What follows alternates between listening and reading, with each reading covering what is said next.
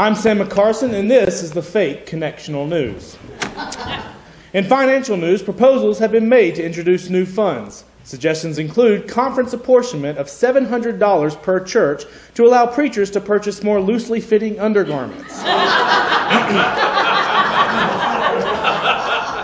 When asked about the validity of such an apportionment, the district superintendent said that research by the Pew Institute suggests that loose underwear corresponds to a 20% growth in church attendance. Another apportionment of $500 per church has been suggested to improve growth and attendance among youth by replacing all organs and pianos with keytars. Earlier this week, 2 medical emergencies have been reported at a local district church. During the early Sunday service last weekend, 5 members of the congregation simultaneously lost consciousness. Luckily, EMS was able to revive the patients who were diagnosed with a violent reaction to bad preaching. That same day, during the 11 o'clock service, EMS were called again to respond to a possible seizure activity of the pastor. However, it was determined that the pastor was just smiling for the first time and no one knew what it looked like. Here with more details on the medical emergencies is volunteer EMS first responder Keith Black.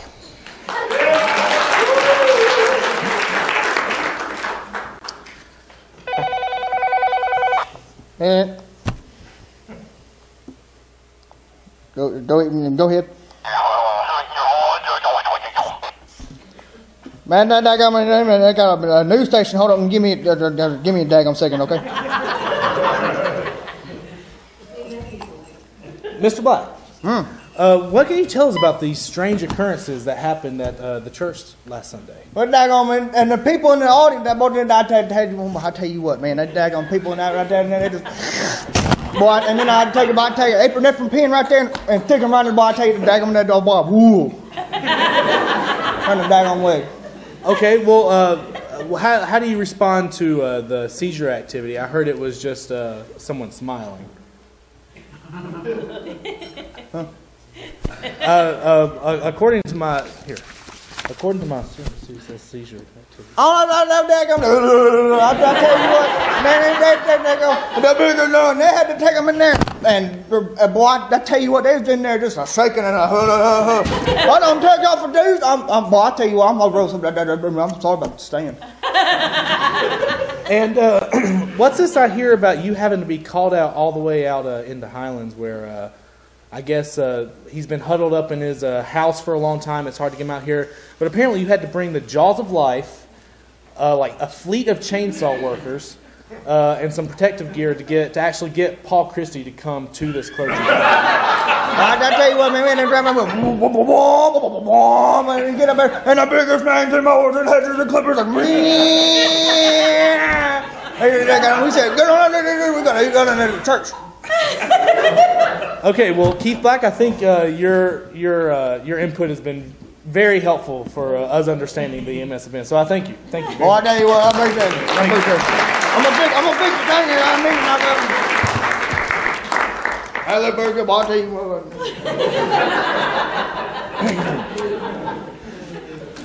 In committee news, the district committee to have committees will meet in subcommittee this Thursday afternoon to decide when to meet as a committee.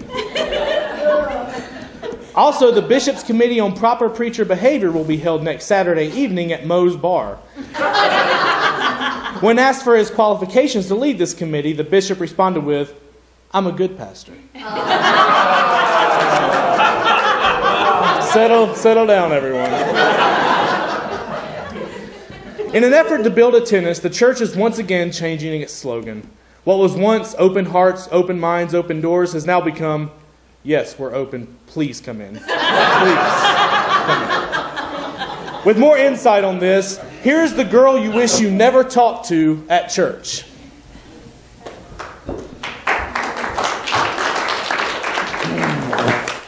Hi. Hello. Hello. Hi. Sorry, just give me a second. Okay, so last week I was at church, and there was just the greatest sermon I've ever heard in my entire life.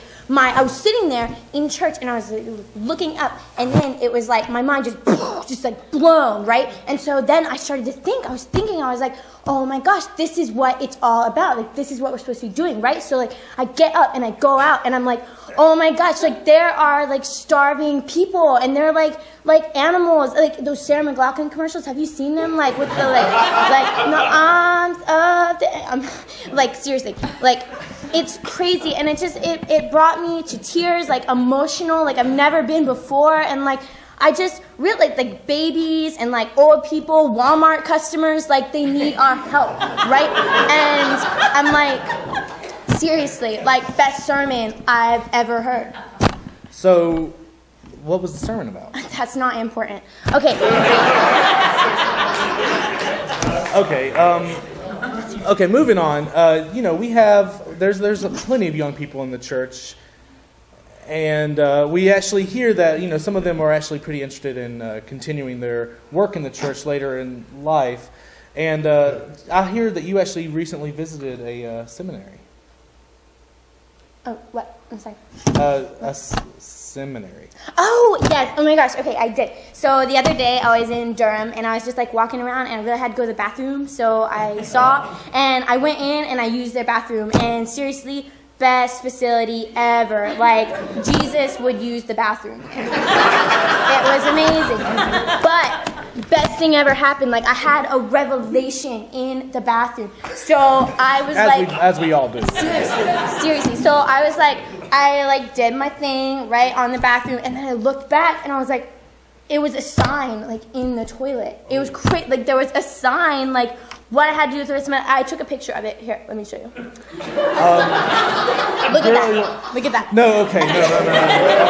That's wild. That's wildly inappropriate. Well, for this all I'm saying is like I had a sign in the bathroom, and then that got me thinking like, oh my gosh, like we use so much water, like we are like flushing water down the toilet like every day, right? Like crazy stuff. And then that got me thinking like there are people in like Africa and Uganda and Kenya, and like they don't have like water. I bet they don't probably even have milk. Like I don't know if they have milk or not, but like I was sitting there like eating my cereal one day, and like when you're done eating your cereal and like there's the milk left over, and it's like the best milk ever in your bowl, like, and I was drinking it, and I was like, people might not have milk. And then like, have you heard like in Latin America, not like America, like the real America, but like the Latin one, but like they speak Spanish, and that doesn't make any sense to me, but whatever, like they should speak Latin, right? But anyway, like I was thinking, like they don't have milk, they have this, it's called like leche, and I was like, what is leche? I don't know what leche is, but I do know they deserve better, because we are like citizens of the United States of Earth, like this is where we are, this is where we live, and like we should be advocates for those people, for those like babies, right? And older people, I guess, too. Okay, you've gone off. I gotta.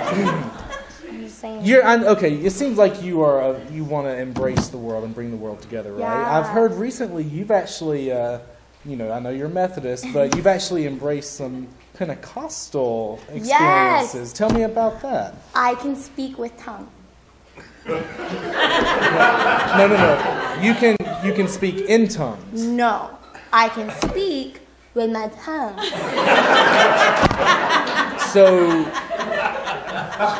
So you can talk. I can talk. I don't think anyone's going to question that. This is the girl that you wish you never spoke to at church.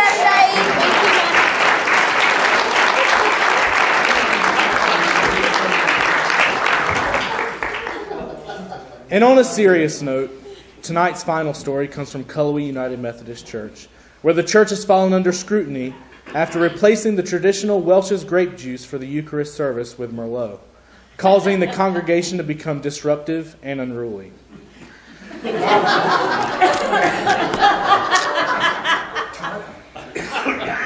When asked about the mix-up, David Reeves responded, "Who are you? ATF?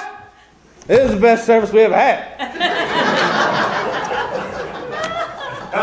Following his comments, Pastor Reeves spent 2 nights in jail for public intoxication.